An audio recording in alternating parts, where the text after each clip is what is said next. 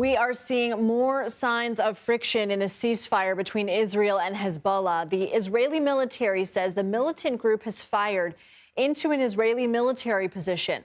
Lebanon has accused Israel of violating the truce more than 50 times since the sides reached an agreement last week.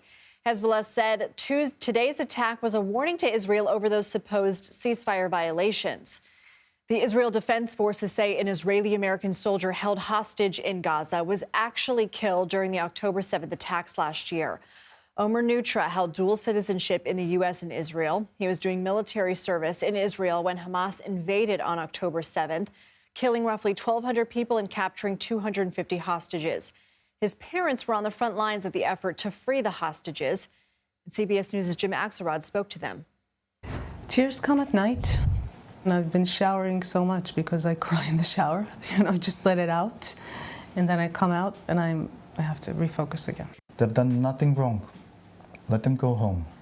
It's not that hard. CBS News foreign correspondent Debora Patta is following the latest developments from Jerusalem. The fragile ceasefire between Israel and Hezbollah on the northern border with Lebanon is being tested. It came into effect less than a week ago, and both sides are accusing the other of violations. The Lebanese health ministry says at least 2 people have been killed in Israeli strikes in southern Lebanon. According to Israeli media, both the U.S. and France have warned Israel to uphold the agreement. It's understood the U.S. is concerned about Israeli drones flying over Beirut, and the French have accused Israel of more than 50 ceasefire violations. Israel has rejected the accusations, saying it is enforcing the truce and that it is Hezbollah that has violated it. And then just this afternoon, Hezbollah fired 2 missiles at Israel, calling it a defensive strike after numerous violations. No casualties have been reported. The simmering tension on the border and the back-and-forth accusations underscore just how tenuous this 60-day ceasefire is. Back to you.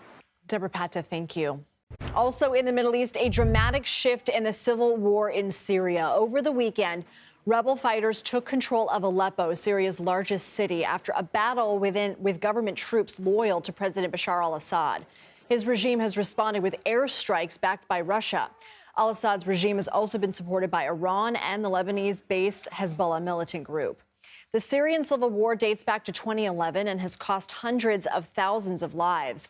Until recently, both sides were locked in a stalemate, but the fighting in Syria has reignited recently, just as Hezbollah and other Iran-backed groups have been crippled by military conflicts with Israel.